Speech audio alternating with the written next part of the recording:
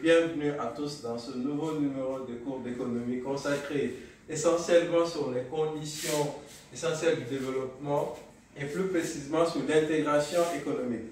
Les conditions essentielles du développement, comme je vous avais dit la dernière fois, que c'est un chapitre qui est consacré aux stratégies auxquelles les pays sous-développés doivent faire valoir pour sortir du sous-développement et aller vers le développement.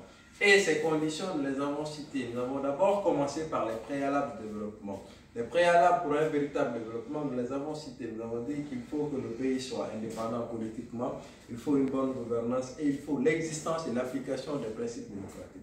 Après les préalables pour un véritable développement, nous avons parlé aussi de la planification de l'économie nationale.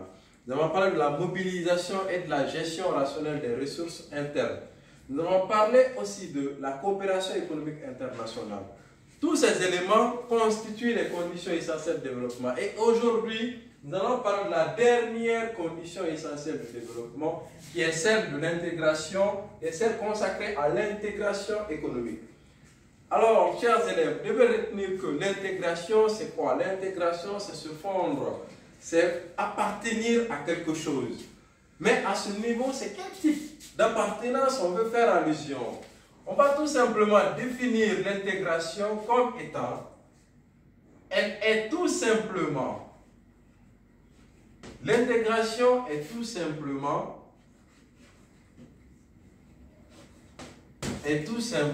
la réunion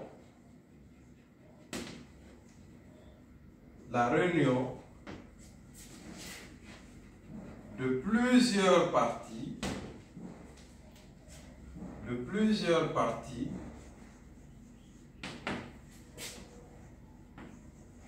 en un tout. La réunion de plusieurs parties en un tout. La réunion, c'est-à-dire, il faut se réunir. Mais qu'est-ce qu'on va réunir? On dit plusieurs parties. Plusieurs parties là, on veut faire allusion tout simplement aux États. Ce sont les États qui sont censés se réunir. Mais les États vont se réunir pour créer quoi? Pour créer un tout, un ensemble. Et cet ensemble-là est appelé le marché. Donc l'intégration économique, ce sont les États qui décident de se réunir afin de créer un marché. Maintenant, parlons des différents types de coopération, d'intégration. Les différents types d'intégration, sachez qu'il existe deux types d'intégration. Il y a l'intégration par le marché et l'intégration par la production. Intégration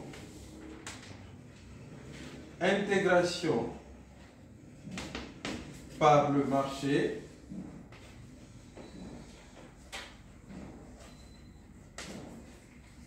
et intégration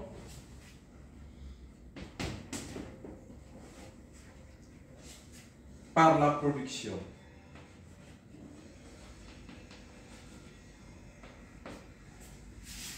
Et intégration par la production. Alors, l'intégration par le marché, son objectif c'est quoi? C'est de créer un marché commun entre les États membres. Mais pour la création de ce marché commun, il faut procéder à des étapes. Mais bon, première étape de cette intégration, c'est quoi? C'est l'instauration d'une zone de préférence douanière. L'instauration d'une zone de préférence douanière. La première étape. Deuxième étape, c'est l'instauration d'une zone de libre-échange. L'instauration d'une zone de libre-échange.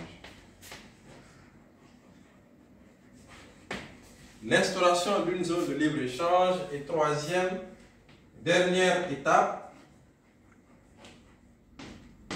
c'est l'union douanière. L'union douanière.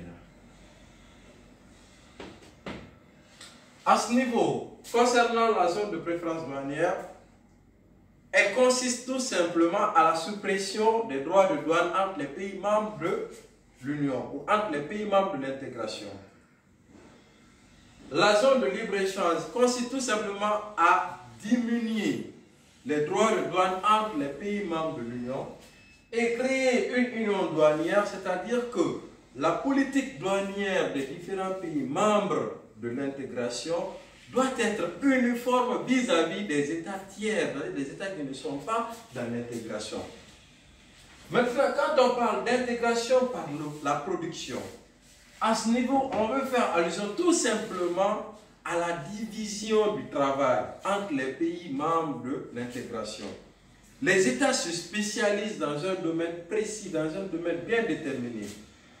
Comme par exemple, la Guinée a une terre fertile à l'agriculture, la Guinée peut se spécialiser dans la production des matières, dans la production des produits agricoles, des bananes, des mangues, des fruits, et ainsi de suite. Vu que la Côte d'Ivoire a un niveau de développement beaucoup plus supérieur à la Guinée, on peut dire donc à la Côte d'Ivoire peut à son tour se spécialiser dans la transformation de ses produits agricoles en produits finis. Mais l'intégration, l'objectif, on vise le développement communautaire. Mais il n'y a aucune intégration qui se déroule, c'est-à-dire il n'y a aucune intégration qui se passe sans problème. Toutes les intégrations rencontrent des difficultés, rencontrent des problèmes, rencontrent des défaillances. C'est pourquoi donc nous allons parler à ce niveau de quelques problèmes liés à l'intégration. Quelques problèmes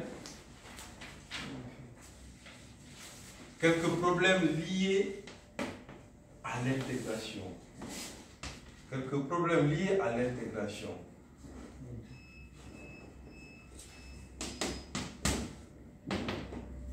Les problèmes liés à l'intégration sont trois.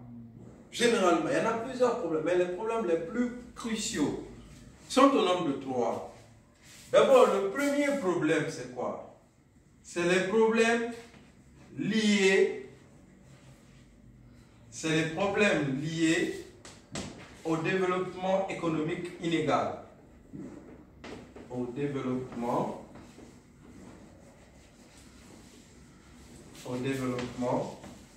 économique inégal. Le développement économique inégal. C'est le premier problème. Deuxième problème, c'est les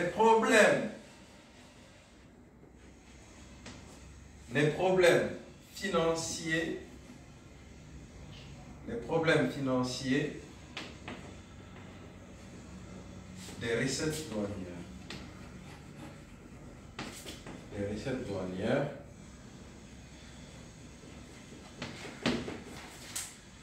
Troisième et dernier problème, c'est les problèmes liés au paiement.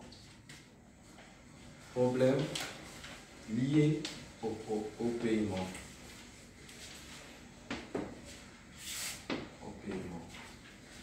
Donc, ce sont les trois problèmes qui sont généralement rencontrés dans chaque intégration. D'abord, il y a les problèmes liés au développement économique inégal. Les pays membres d'une intégration n'ont pas les mêmes niveaux de développement. Vous vous demandez, vous vous dites, c'est-à-dire, les consignes sont claires, vous vous mettez ensemble, vous travaillez ensemble, vous cherchez à uniformiser votre politique douanière. Mais sauf que vous n'avez pas le même niveau de développement.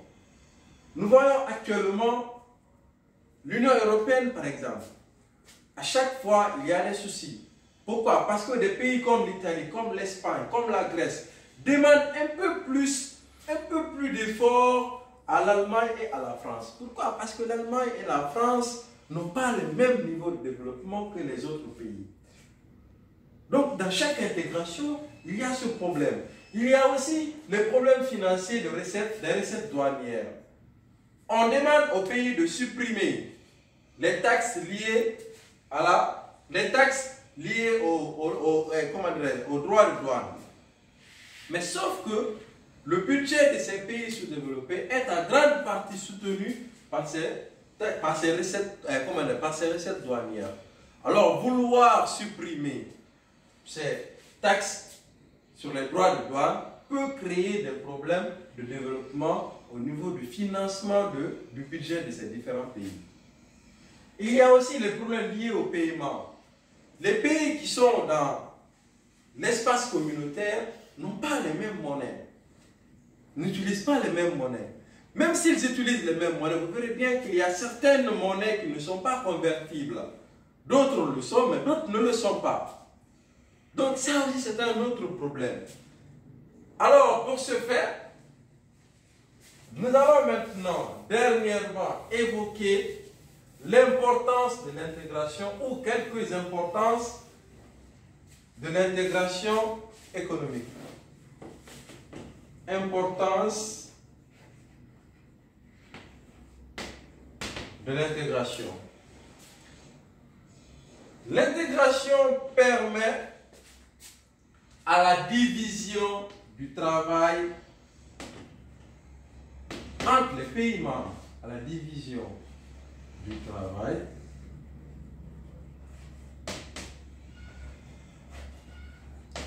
entre les pays membres de l'intégration. Entre les pays membres de l'intégration.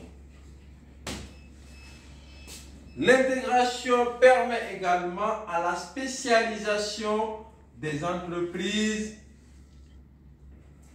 la spécialisation des entreprises au sein de l'Union. L'intégration permet également au renforcement des liens de fraternité entre les pays. Elle permet de rendre l'économie compétitive. Une économie compétitive.